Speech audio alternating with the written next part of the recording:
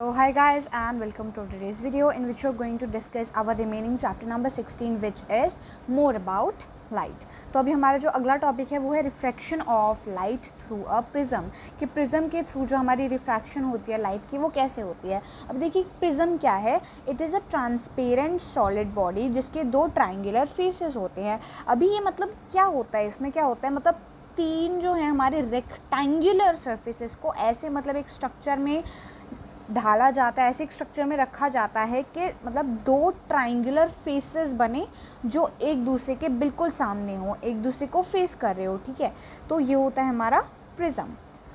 यहाँ पे भी यही लिखा हुआ है, when three rectangular surfaces are placed in such a way that it forms two triangular faces at the opposite ends they form a prism.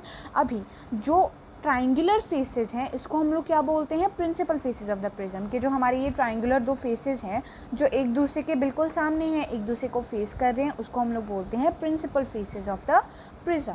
अभी हमारे फिगर 16.10 में हमें क्या देखा गया है, हमने क्या देख रहा है हम कि आपकी मतलब एक रे ऑफ लाइट पास कर रही है एक प्रिज्म के थ्रू। ठीक है, तो हम लोग इसको पूरी तरह समझते हैं इस डायग्राम को। तो इस फिगर में क्या है, जो हमारा एंगल ए है it is known as the angle of prism, मतलब ये जो आपका एंगल नंबर ए है इसको हम लोग बोलते हैं एंगल ऑफ द प्रिज्म। ठीक है, मतलब ये प्रिज्म का एंगल है।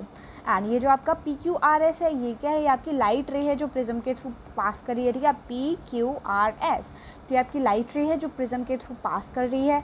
देन ये जो आपकी पी क्यू है ये क्या है, इंसिडेंट रे है जो सोर्स से आई है।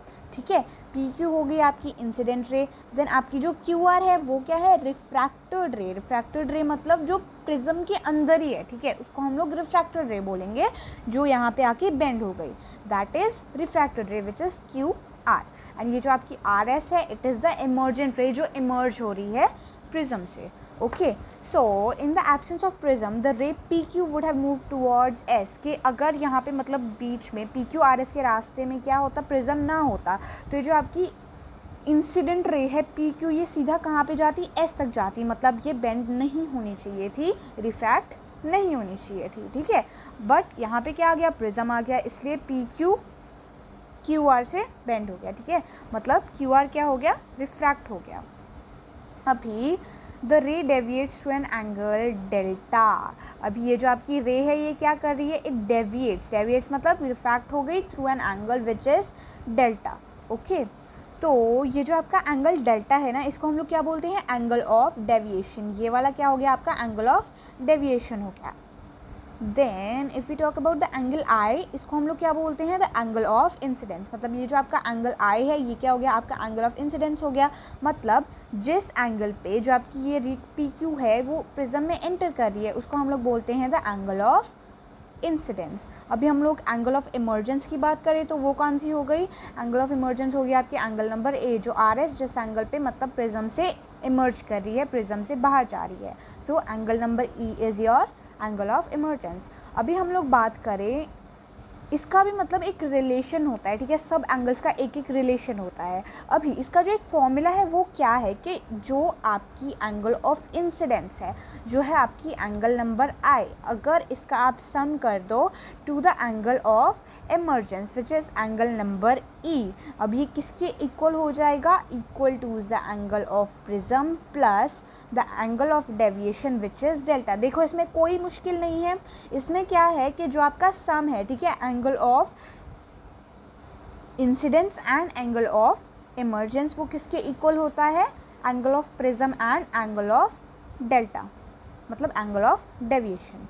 ठीक है, तो यहाँ पे भी यही लिखा गया है कि the sum of the angle of incidence and the emergence is equal to the sum of the angle of prism. तो ये आपका पूरा फॉर्मूला बनता है कि जो आपका एंगल ऑफ इंसिडेंस है plus your angle of emergence equal to the angle of prism and the angle of deviation. ये आपको फॉर्मूला याद रखना पड़ेगा, इसमें मतलब कोई मुश्किल नहीं है, आपको बस यही याद रखना है। ठीक है, so if you talk about the depression of light and spectrum, तो बेसिकली ये क्या होता है, मतलब क्या होगा अगर जो आपकी एक वाइट लाइट की रे है वो पास करेगी एक प्रिज्म के थ्रू, तो क्या होगा, जो आपकी वाइट लाइट है ना, अपने रेनबो देखा है, ठीक है, रेनबो देखा है, तो इसमें भी वही होता है कि जो आपकी जो वाइट लाइट है जब प्रिज्म के थ्रू पास करेगी तो वो मतलब 7 कलर्स में डिवाइड हो जाएगी। ठीक है, it will divide into a band of 7 constituent colours.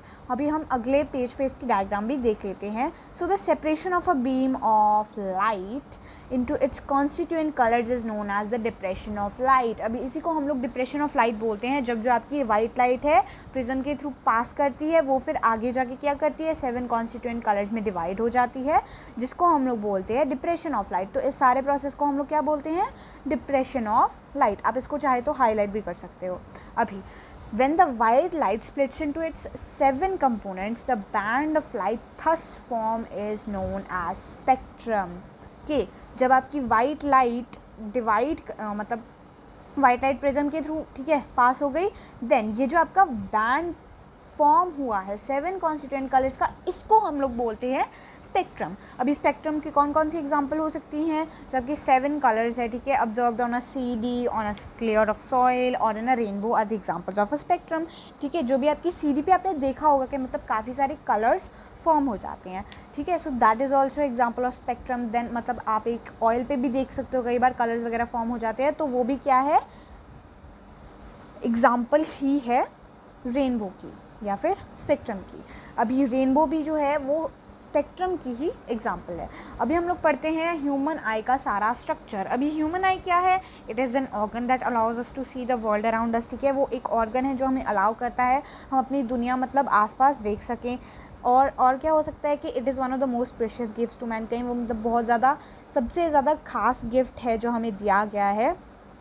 And the next one is that the human आई, मतलब जो हमारी ह्यूमन आई है ना, वो एक ऑप्टिकल इंस्ट्रूमेंट की तरह बिहेव करती है, क्योंकि उसमें एक लेंस भी है एंड एक स्क्रीन भी है। यहाँ पे मतलब सारी डायग्राम दी गई है ह्यूमन आई की। अभी हम लोग क्या करने वाले हैं, हम लोग समझने वाले हैं कि आई कैसे वर्क करती है एंड हम चीज़ें कैसे देख सकते हैं। अभी जो हमारी आई है ना, it consist of eyelids that cover the eye और ऑफर प्रोटेक्शन। अब जो हमारी आई है उसको आईलिड्स ने कवर करके रखा है, ठीक है। आईलिड्स जब भी आप पल के अपनी झपकाते हो तो जो मांस आपके आंखों के सामने आ जाता है उसको आप लोग आईलिड बोल सकते हो। वो हमारे आई को प्रोटेक्ट करती हैं, आई को कवर करती हैं and they offer us protection. And जो आपका एक्सपोज सर्फेस है आई बॉल का has a transparent covering called the cornea. अभी जो आपका एक्सपोज मतलब जो आपका आई बॉल है, ठीक है, जो आपकी आँख है उसका जो एक्सपोज पार्ट है उसको हम लोग कॉर्निया बोलते हैं। ये आपका कॉर्निया हो गया, ठीक है। And the light rays fall on it and refracted on the eye lens. अभी क्या होगा, कॉर्निया पे लाइट रेज मतलब आएंगी एंड जो आपका कॉर्निया है वो रिफ्रैक्ट कर देगा इन लाइट रेज को टू द लेंस, ठीक है। आगे क्या होगा, that the white part of the eye is sclera and is filled by a watery fluid. अभी सेक्लेरा क्या है, सेक्लेरा ये है, ठीक है, ये जो आपका बिहाइंड पार्ट है आई का वो एक वाटरी लिक्विड से कवर्ड है जिसको हम लोग बोलते हैं सेक्लेरा, ठीक है। So just behind the cornea there is a opaque muscular diaphragm having a small aperture in the centre. अभी कॉर्निया के बिल्कुल पीछे आपको ये दिख रहा है ना, ये जो आपका मस्कुलर डायफ्राम है इसी को आप लोग एक मस्कुलर डायफ्राम बोल सकते हो, जो क्या है, इट इज़ द इरिस, ठीक है। इस काले काले पार्ट को आप लोग क्या बोल सकते हो, iris. It is a muscular diaphragm just behind the cornea which is called iris, ठीक है। तो यहाँ पे भी वही लिखा गया है कि the muscular diaphragm is the iris and the aperture is the pupil. And जो आपका अपर्चर है वो क्या है, प्यूपिल है। ये जो आपकी काली काली बटन जैसी आपको दिख रही है ना, this is your pupil, okay. The function of the iris is to control the size of the pupil. अभी iris का क्या फंक्शन होता है कि वो कंट्रोल करती है कि जो आपकी प्यूपल का साइज़ है वो क्या होगा, ठीक है। अभी हम लोग पढ़ते हैं कि हमें मतलब क्या यूज़ है कि प्यूपल को छोटा करना, प्यूपल को बड़ा करना, जो इरिस करता है उसका क्या यूज़ है। Through which the light rays enter the eye ball. अभी जो आपका प्यूपिल है, ठीक है, उसी के थ्रू जो लाइट रेज है आपकी आँखों में एंटर करेंगी, आपकी आई बॉल में एंटर करेंगी। Now when the light is too bright the iris expands to reduce the size of the pupil. अभी अगर जो लाइट रे है, ठीक है, जो लाइट रे आँखों में जा रही है वो बहुत ज़्यादा मतलब ब्राइट होती है, तो क्या होता है, जो साइज़ है प्यूपिल का वो कम हो जाता है, प्यूपिल का साइज़ कम हो जाता है, इरिस का साइज़ बढ़ जाता है, ठीक है। And when the light is dim the iris contracts to increase the size of the pupil. And जब लाइट बहुत ज़्यादा मतलब कम होती है, बहुत ज़्यादा डिम होती है, तो क्या करता है इरिस, वो कॉन्ट्रैक्ट करता है, वो छोटा हो जाता है, एंड जो साइज़ है प्यूपिल का वो बड़ा हो जाता है। कॉन्ट्रैक्ट मतलब ऐसे करके खींचता है वो, एंड प्यूपिल का साइज़ बड़ा हो जाता है, ताकि आप लोग अच्छी तरह से देख सको। So now as the light enters through the pupil, it falls on a jelly-like transparent material made of proteins, which is the eye lens। कि जैसे ही जो लाइट है एंटर करती है प्यूपिल में, तो वो एक जेली लाइक सब्सटेंस पे मतलब पड़ती है, जिसको हम लोग बोलते हैं आई लेंस। अभी आई लेंस क्या हो गया यहाँ पे, लेंस देखिए, या यहाँ पे ये वाइट क्या हो गया, जेली लाइक सब्सटेंस हो गया, जो हो गया आपका आई लेंस, ठीक है। ये प्यूपिल से पास करते हुए जो आपकी लाइट रेज हैं वो एक जेली लाइक ट्रांसपेरेंट मटेरियल पे पड़ती हैं, which is the eye lens. तो जो फंक्शन है आई लेंस का वो क्या है, is to focus the light passing through it on the light sensitive screen called the retina. अभी क्या करती है जो आपकी प्यूपिल है, सॉरी, जो आपकी आई लेंस है वो क्या करती है कि जो आपके मतलब लाइट रेज है वो उसको एक मतलब फोकस कर देती है, वो उसको कहाँ पे ले जाती है, to the light sensitive screen, जिसको हम लोग बोलते हैं रेटिना। रेटिना कौन सी हो गई, ये हो गई, ठीक है। ये आपकी लाइट सेंसिटिव स्क्रीन हो गई, और आई लेंस इस पे जो आपकी लाइट रेज है उस पर फोकस कर देती है, ठीक है। The next one is that the eye lens is held in a position by a pair of muscles called salary muscles. And जो सेलरी मसल्स हैं, ठीक है, ये जो आपके मसल्स आपको दिख रहे हैं ये सेलरी मसल्स होते हैं जो आई लेंस को उसकी जगह पे बनाए रखते हैं। Other than holding the lens, the ciliary muscles adjust the focal length of the lens either by stretching it and making it thin to increase its focal length, or by contracting it to make it bulge to decrease its focal length। कि अभी salary muscles मतलब इसको position में hold करने के अलावा और क्या करते हैं, वो इसका साइज़ भी कंट्रोल करते हैं, मतलब लेंस को वो कंट्रैक्ट भी करते हैं, एक्सपैंड भी करते हैं, ठीक है, ताकि उसकी फोकल लेंथ को इंक्रीज एंड डिक्रीज किया जा सके। अभी the next one is that the retina consist of a large number of light sensitive cells which generate electrical signals when the lights fall on them. अभी retina में क्या होते हैं, मतलब बहुत सारे लाइट सेंसिटिव आप लोग बोल सकते हो कि सेल्स होते हैं, ठीक है, सेल्स होते हैं जो लाइट को मतलब एकदम से पकड़ लेते हैं, और वो इलेक्ट्रिकल सिग्नल्स भेजते हैं जब लाइट उन पर पड़ती है। And these electrical signals are carried by the optic nerve. Optic nerve, ठीक है, ऑप्टिक नर्व ये हो गई जो ये कहाँ पे ले जाती है, ब्रेन तक ले जाती है, ठीक है। To be interpreted so that the object may be seen, ताकि ऑब्जेक्ट को देखा जा सके। अभी पूरी तरह से समझ लो क्या होता है, कॉर्निया पे पहले लाइट रेज पड़ती है, ठीक है, फिर वो कहाँ पे चली जाती है, लेंस पे चली जाती हैं, लेंस को रेटाइना तक ले जाता है, देन रेटाइना से वो कहाँ पे चली जाती है, ऑप्टिक नर्व तक चली जाती है, ऑप्टिक नर्व उनको ब्रेन तक कैरी करता है, ठीक है। ह्यूमन आई की सारी वर्किंग समझ में आ गई, ओके। पावर ऑफ अकोमोडेशन, तो देखिए इसमें क्या होता है, जो हमारी ह्यूमन आई है, ठीक है, उसके पास एक यूनिक एबिलिटी है ताकि वो अपने आप को क्विकली एडजस्ट कर सके, ताकि वो अपने जो भी नियर बाय ऑब्जेक्ट्स हैं, ठीक है, उसको अच्छी तरह से देख सके एंड जल्दी देख सके, ठीक है। और when we look at a nearby object the ciliary muscles contract and make the eye lens bulge so that the focal length of the lens decreases. तो अभी जब भी हमारा मतलब ऑब्जेक्ट नज़दीक होता है तो क्या होता है, जो हमारे सिलरी मसल्स होते हैं जिसके बारे में हमने पढ़ा था कि वो लेंस को मतलब कॉन्ट्रैक्ट या फिर क्या करता है, बड़ा करता है या फिर छोटा करता है, ठीक है। तो क्या हो रहा है यहाँ पे कि जो सिलरी मसल्स है, ठीक है, जब भी कोई ऑब्जेक्ट नियर बाय होता है तो जो सिलरी मसल्स हैं वो क्या होते हैं, कॉन्ट्रैक्ट होते हैं, एंड जो आई लेंस है वो बड़ा हो जाता है ताकि जो फोकल लेंथ है लेंस की वो डिक्रीज हो जाए, ठीक है। This is the reason for us to feel the strain on the eye while trying to concentrate on a minute objects, कि इसीलिए मतलब हमारे आई पे मतलब थोड़ा सा हमें ऐसा लगता है कि हमारी आई कुछ जोर वगैरह लगा रही है, हमारी आँखों में स्ट्रेन होता है, ठीक है, थोड़ा थोड़ा दर्द होता है जब भी हम मतलब किसी दूर पड़े ऑब्जेक्ट की तरफ देखने की कोशिश कर रहे होते हैं या फिर किसी भी ऑब्जेक्ट पे कॉन्सेंट्रेट करने की कोशिश कर रहे होते हैं। Now when we see a far away object the ciliary muscles relax and flatten the lens so that its focal length increases. तो क्या हो रहा है यहाँ पे कि जब भी हम किसी दूर पड़े ऑब्जेक्ट को देख रहे होते हैं तो क्या होता है, हमारा जो सिलरी मसल है वो रिलैक्स कर रहा होता है, ठीक है, एंड वो फ्लैट हो जाता है ताकि जो आई लेंस की जो फोकल लेंथ है वो इंक्रीज हो जाए। Thus while seeing distant object we never feel any strain on the eye. इसीलिए जब भी हम किसी दूर पड़े ऑब्जेक्ट को देख रहे होते हैं तो हमें कभी भी अपनी आँखों में स्ट्रेन नहीं होता है, कभी भी हमारे आँखों में जो भी हल्का हल्का सा दर्द होता है, स्ट्रेन होता है, मतलब ऐसा लगता है कि आँखों में जोर पड़ रहा है, वो हमें नहीं होता है, ठीक है। So this ability of the lens to self adjust its focal length is termed as a power of accommodation. तो इसी एबिलिटी को, जिस एबिलिटी से जो लेंस है हमारी आई का वो अपने आप को सेल्फ एडजस्ट कर लेता है, फोकल लेंथ जो उसकी वो नहीं फील होता है, ठीक है। So the minimum distance which our eye normally can see distinctly is 25 centimetre. के जो मिनिमम डिस्टेंस है जिस पे हमारी नॉर्मल आई देख सकती है डिस्टिंक्टली, वो क्या है, 25 सेंटीमीटर है।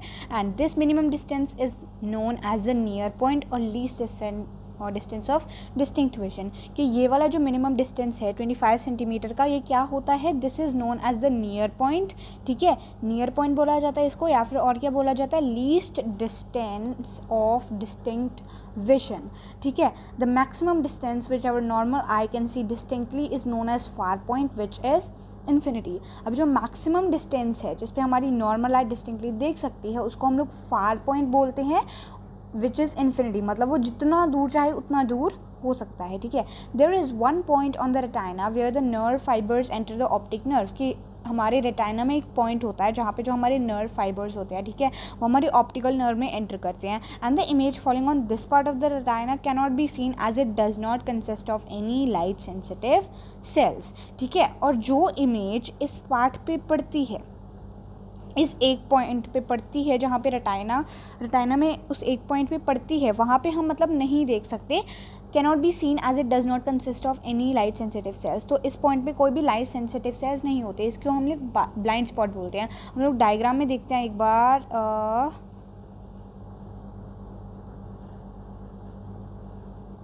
यहाँ पे देखो, ये हम होता है हमारा ब्लाइंड स्पॉट, ओके।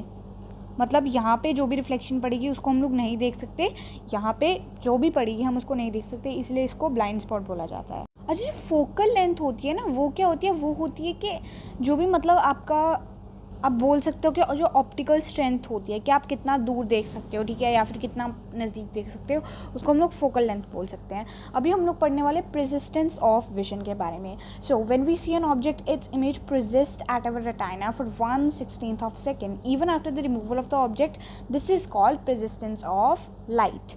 कि जब कोई भी हम एक ऑब्जेक्ट को देखते हैं तो उसकी जो इमेज है ना हमारे रेटाइना पे प्रेसिस्ट करती है फॉर 1/16 ऑफ द सेकेंड। प्रेसिस्टेंस का क्या मतलब है, प्रेसिस्टेंस का मतलब होता है, मतलब किसी भी चीज़ कितनी देर के लिए ठहरती है, ठीक है। मतलब आप लोग बोल सकते हो कि रेटाइना पे जो हम कोई भी ऑब्जेक्ट देख रहे हैं उसकी रिफ्लेक्शन 1/16 ऑफ अ सेकेंड तक रहती है, चाहे ही ऑब्जेक्ट रिमूव हो जाए फिर भी उसकी जो प्रेसिस्टेंस है वो रहती है। इसी को हम लोग बोलते हैं the persistence of vision. And the property of persistence of vision is use in cinematography. एंड जो ये प्रेसिस्टेंस का जो भी प्रॉपर्टी है, जो भी फिनोमिना है, ये यूज़ किया जाता है सिनेमाटोग्राफी में। The sequence of still pictures taken by A movie camera is projected on the screen at the rate of about 24 images or more पर सेकेंड। कि अगर कोई भी सीक्वेंस होता है, ठीक है, स्टिल पिक्चर्स का, उसको लिया जाता है by a movie camera and फिर उसको प्रोजेक्ट कर दिया जाता है on the screen at the rate of 24 images or more पर सेकेंड, 24 या फिर उससे भी ज़्यादा इमेजेस पर सेकेंड, ठीक है। And the successive impressions of images on the screen appear to merge smoothly into one another to give a feeling of moving images. And ये जो सक्सेसिव इम्प्रेशन है ना इमेजेस का, ये क्या होता है कि मतलब यही जो प्रेसिस्टेंस ऑफ विजन है कि रहता है हमारे रेटाइना में फॉर 1/16 ऑफ अ सेकेंड। तो क्या होता है ना, हमें ऐसा लगता है, चाहे वो स्टिल पिक्चर्स है बट फिर भी हमें ऐसा लगता है कि वो क्या है, मतलब मूव कर रही हैं, पिक्चर्स मूव कर रही हैं because of the persistence of vision.